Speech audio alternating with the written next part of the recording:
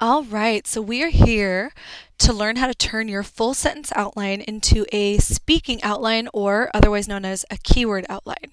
So to start, you're going to need your full sentence outline that we've created together next to your note cards, and you should have about 5 note cards. So make sure you get those ready, and we're going to do this step by step. Okay, so assuming that you have your full sentence outline right next to you, I'm going to use a full sentence outline that I made. I actually put it on Canvas for you, so you can use that as well, but I'm going to take screenshots and you'll see them compared to what we're going to turn it into on the speaking outline as well. So let's start really simply. The very first thing that you want to do for a speaking outline or keyword outline is number the top right corner. That is just in case you drop your note cards and you need to be able to pick them up really quickly and see where you left off. Now, don't panic. This has only happened once in the 6 years that I've been teaching. I've never seen anybody drop their cards other than one student. But it was a quick recovery because they numbered their note cards, so they were good. Now, I already wrote this on some of the documents that I put on Canvas for you, but the whole reason that we want to have a speaking outline that is using keywords is because when you're up there giving a speech, if you have a 8.5 by 11 full sheet with tons of writing on it, you are going to get lost very easily. Doesn't matter if you feel like you've practiced this 200 times. When you get up there, sometimes our adrenaline gets carried away and we forget where we are. That's totally normal. It happens all the time. And so what we want to do is make it as simple as possible. We're looking at a note card with only a few pieces of information so that you can, if you lose your spot, look really quickly to where you left off and continue without really skipping a beat.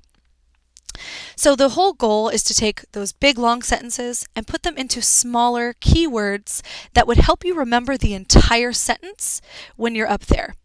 Now, when you're giving a speech, I'm not making you memorize the speech. That's not good, because when you memorize, you tend to lose some tone, some interesting tonal varieties. But you're also not wanting to read the speech because you tend to become monotone. So what we want is somewhere in the middle. You want to have practiced on your you want to practice on your full sentence outline enough so that you know exactly what you would like to say in full sentences. And then once you're comfortable, move it onto a speaking keyword outline and then practice with that. So you're going to want to practice with this several times, and this speaking outline is going to be what you are taking with you on stage on those little note cards. So when you're up there reading your speaking outline, that is just going to be looking at the keywords that help you remember what that full sentence was that you had written in your outline. Full sentence outline. Okay, if that wasn't confusing enough, let's just go into it. So, first thing you want to do, top right corner, number your note card. Now we're going to start with 1, which is going to be our introduction. So, our first note card, introduction. Always on the top left of your note card, you're going to write what part of the speech you're in. So we're only going to have 3 parts of a speech: intro, body, and conclusion. So we're starting with the introduction. Now the cool thing about this first speech you're doing, it's only 2 to 3 minutes, and so really you should only have 5 note cards. 1 note card for the intro, 3 note cards for the body, 1 for main point 1, 1 for main point 2, and 1 for main point 3, and then 1 note card for your conclusion. So our first note card is going to be the intro. And the third thing that we want to do is, what is the first thing we're doing in our speech? And that's the attention getter. Now, as you can see here, I put AG, and that is just shorthand or using an acronym, AG, because we want to write as little as possible on here to make it as simple as possible. But as you noticed, right here, I'm still using the formatting that I have in my full sentence outline. So it's going to be A, attention getter. 1, if you have a subpoint. 2, if you have a subpoint. Then go to B, and you'll see as we go along. So now that we're starting with our attention getter, we want to look at what our full sentence outline actually says. Now I'm using mine as an example. So my full attention getter has 2 parts. The first is, how many of you have dreamt of making a difference in the lives of those around you? And my second subpoint of the attention getter is, now maybe some of you want to be nurses, doctors, scientists, firefighters, police officers, or politicians. I have always wanted to be a teacher. So we have two pieces of this attention getter that we need to condense into as few words as possible. So let's start with this one. How many of you have dreamt of making a difference in the lives of those around you? I want you to think about what are the key words in this sentence that if I forgot completely what my attention getter was once I got up there, what words would help me remember the entire sentence? Think about it for a second. Now I chose how because I'm starting to prompt myself that it's going to be a question. Dreamt is another big important word, right? Because if I'm up there and I'm forgetting what I want to say, dreamt is kind of the subject.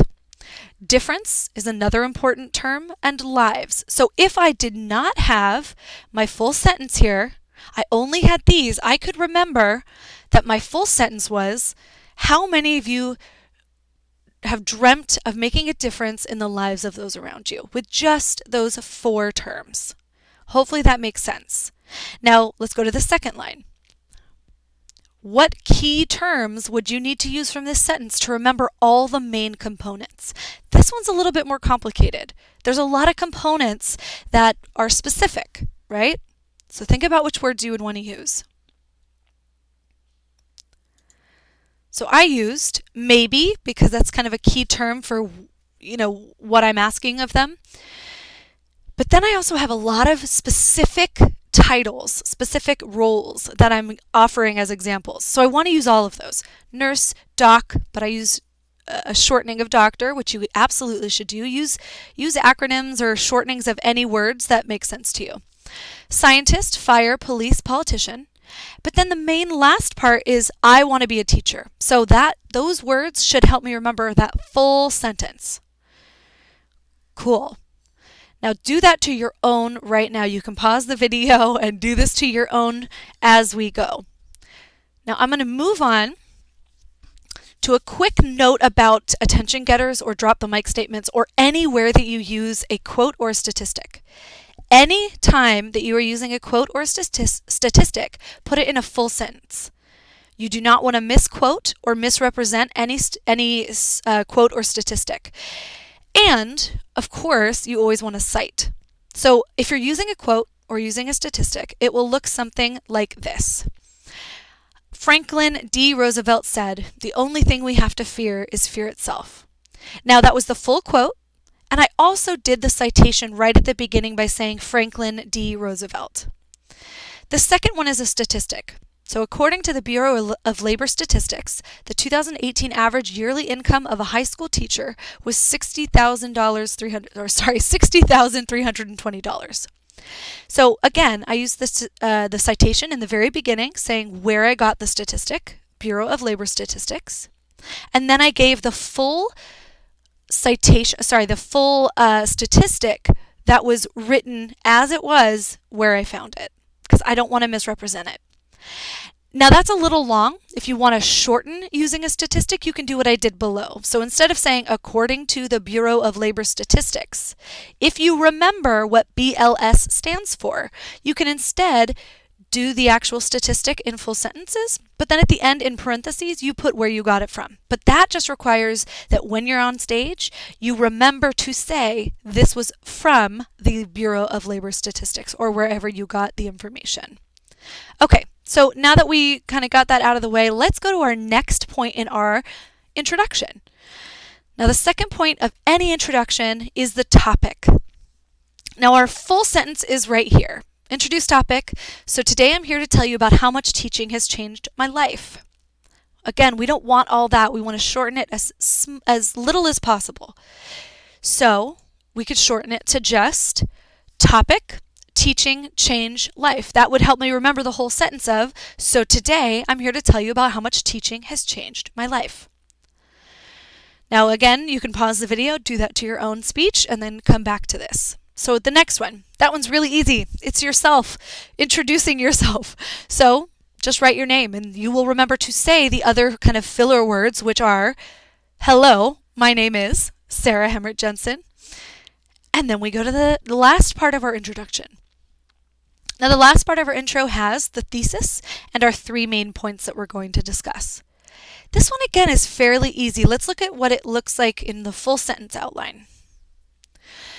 So we have thesis. Teaching has transformed my life in many ways. Namely, teaching has shaped my childhood, political beliefs, and career. Now again, you'll see I want to keep all the labels that I've had in my outline, my full sentence outline, and put them here as well. That helps you keep, aware of where you are in the speech. So I shortened main point to MP just to make it a little easier.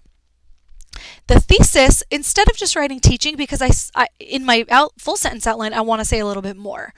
So I put teaching transformed and shaped my, because that's going to help me remember the full sentence of teaching has transformed my life in many ways. Namely, teaching has shaped my, and then of course we already have keywords for our 3 main points, so that's easy. Childhood, political beliefs, career. Now that's it for our intro in terms of the meat, but we do have one more thing we have to do, and that's this little transition down there. So remember, you never want to forget your transitions because it helps the audience figure out where you just were and what we're about to talk about next. Now, I often don't make it super complicated. I just write transition. Now that we blank, let's get into blank, because I probably won't forget that. But if you feel like you're going to forget exactly what your transition says, write out the full thing. That is totally fine. So that is what our first note card is going to look like with everything that we need. Now there's an added thing that you could do, and this is just a personal preference that would help you if you know that you do something in a speech that you should or should not do. So for instance, if you are somebody who forgets to breathe while doing their speech, that's totally normal. I would recommend putting in the bottom right-hand corner a little asterisk with something that tells you to remind yourself to breathe. A lot of students do this and it helps them remember to breathe. Now, if you speak too fast, put a little asterisk that says slow down. Anything that you struggle with in public speaking, write yourself a little reminder or a little note in the bottom right corner, and that'll help you, take a second in between your intro and your main points, or between your main points, to do that thing. All right, let's move to our next example of a note card. Now, I'm not going to go through every single note card with you. I'm just going through the introduction and our first body note card, which is our main point 1. But you would carry on what we did here with all the other note cards. If you have any questions, of course, email me, or we can do an online office hour. But let's continue. So what's the first thing we do with our second note card? Put that number 2 in the top right corner. And then where we are in the speech on the top left, so body. And then of course we go through the outline, same as we did the first time. So our A under body is always going to be main point 1. So I've shortened that to MP1. And then it's just that same keyword, no extra information. Don't try and add a full sentence here. Keep it as simple as this. That is your keyword. Cool. Now let's see what my full body main point 1 looked like. Now that's a lot of information. And I actually have a number 2 as well. So in my main point 1, I have 2 subpoints. The second one is down here where that little box popped up. And under my first subpoint, I have 3 things to say. So I have 3 subpoints. But it's okay. We're going to take this full thing and we're going to fit it in perfectly. So let's do this step by step. So I got my main point 1, childhood. My first subpoint under childhood, which is growing up with a learning disability. Again, the most important term or content within that sentence is learning disability. So that's what we're going to put right here under our first subpoint. Now we want to add a sub-point, which is this long sentence. When I was in 3rd grade, my mother discovered I was not able to retain information when she was helping me study for school or complete homework assignments. It was as if I could not remember what was just told to me. Now, this is a unique example of how we're going to turn a sub-subpoint with 2 sentences in it into the shortest keywords or shortest collection of keywords as possible. Now, when you have 2 sentences in a subpoint, use 2 lines, right? So the first line could be here and the second line could be here, but you don't need to add, a B, because that's still part of the same idea, and you'll see what I'm talking about. So let's start with this first sentence. When I was in 3rd grade, my mother discovered I was not able to retain information when she was helping me study for school or complete homework assignments. All right. Now there's a lot of words here, but let's start with the first line. So you want to take out, again, the most important crucial terms that make up this sentence. We don't need all this little words in between, just the key words. So one of the most important subjects in this line is 3rd grade, right? So I put 3rd here to remind myself that I'm talking about the 3rd grade. Then the most important next piece of information is my mother discovered it. So I put mom and discover. Now, I could fill in pretty easily that I was not able to retain information, but the most important piece of that part of the sentence is retaining information. So I put retain info. Now, the next part of that sentence is that she helped me study for school, or when she was helping me study for school or completing homework assignments. So I wrote help me, study, and homework. Again, it's just those key terms to help you remember that full sentence. So the second line, it was as if I could not remember what was just told to me. That one's a little bit easier. Take those key words. I could not remember what was told to me. So we took that full long paragraph looking 2 sentences and we made it into this nice short little thing. Now let's move on to the sub-subpoint B. She took me to get tested and they discovered I have a learning disability that made it nearly impossible for me to memorize things based on repetition. I want you to take a second, look at that sentence, and think about what are the key words you would take from that sentence that would help you remember the whole thing once you're on stage. So take a second.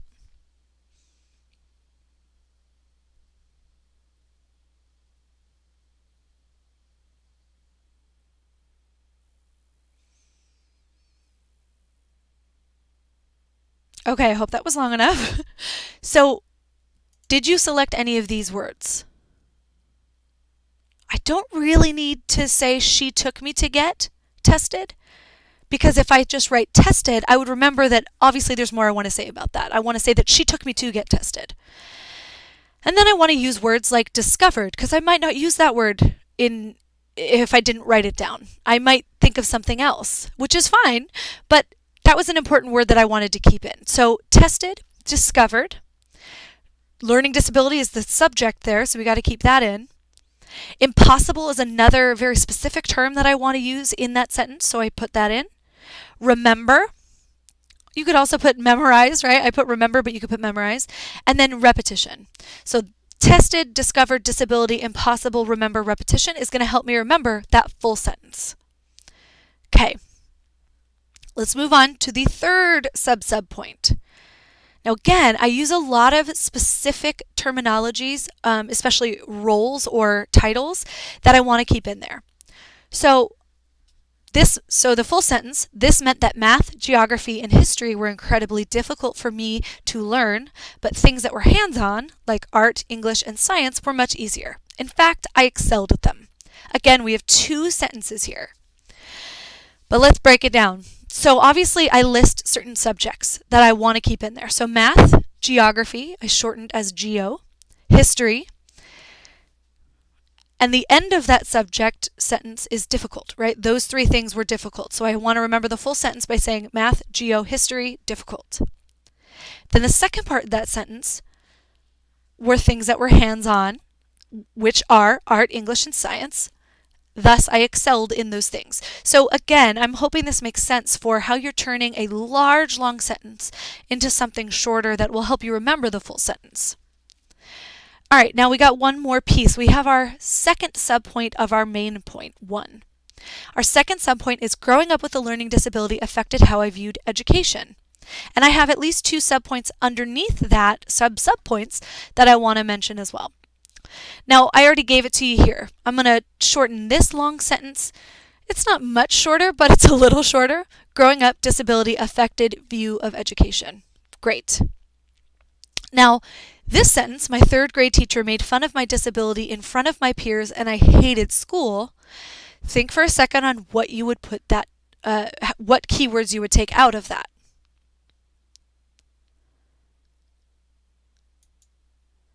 Now, if you chose any of these, great. So the first is third grade teacher. And of course, using the number 3 and RD is a little tiny bit shorter than third. Third grade teacher, made fun, peers, hate school, right? Those are the really important components of the sentence. All right, B. But in fourth grade, I found a teacher that not only helped me through the disability, but found a subject I was passionate about, and I started to love school beyond measure. Now, these are the terms I used for that. Fourth teacher, right? I even changed this one to third teacher instead of grade because we could take out that because I know that third means grade. Helped, subject, passion, love, school. So I hope we're seeing the pattern here, that we're taking the key component words that really will carry us through the full sentence when we're not able to see the full sentence. And the last thing we need is that transition. And I put the full transition in here. That was how teaching affected my childhood, but how did it affect my political beliefs as as an adult? And the last thing, again, optional, but if you want to put a little reminder to yourself to slow down, to breathe, to stop saying any of those things, you can do that in the bottom right corner. All right, let's recap. Now, a few things I didn't say during this, lecture that you want to be careful of is that if you're not typing out these note cards like I just did here, you can absolutely write them in handwritten. That's totally fine. Just make sure that you're writing large and legibly, meaning that you can read it from afar so that if you lose your spot, you're not having to put it right in front of your nose to see it. 2, of course, this is the whole point of it, is writing in keywords, not full sentences, unless, right, you put quotes or statistics and making sure that you cite them. Now for this speech, you have only 1 note card for the intro, 1 note card per main point, and 1 for conclusion. Stick to as little lines on the note card as possible. You do not want to fill an entire note card with super tiny writing because that is just the same thing as having a giant sheet of paper. The only difference is that with a giant sheet of paper, you often cover part of your face while you're speaking. And this is something that I'm going to grade you on as well, is that you're using these note cards and not full sentence outline. Use abbreviations, symbols, and even pictures if that shortens the full sentence for you and it helps you make sense of it. So that's totally fine to do. Another note is write only on one side of your note card, the side that has lines on it. If you're writing on the back and the front and you drop your note cards, it's going to be a lot of flipping to find out where you left off. Even if you don't drop them, you're going to be flipping it over, and we tend to want to see if we can read what's on the back of it. So only write on one side.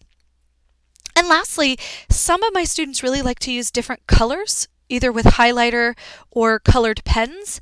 Both of those are fine as long as the ink is dark enough to read. So I would recommend using highlighters if that's an option for you, because it helps you delineate the different parts of the speech a little bit better. So if colors work for you, that's totally fine. Just make sure you can read them from far. And the last thing that I didn't put on here is practice your speech before speech day next week using the note cards. So put them on. You should have had enough time practicing with your full sentence outline. But once you've practiced and you know it fairly well, put it into this speaking outline or this keyword outline and practice with that up until the day of your speech. It's going to be really important that you do that. Okay? If you have any questions about what we just talked about, please write me an email, and I'm happy to help walk you through this a little bit. If you have a part of your speech that you're having a hard time putting into keywords, again, send it to me. I can help you do that. Okay? Thank you all so much for listening. Good luck on your speech week, and we'll talk soon.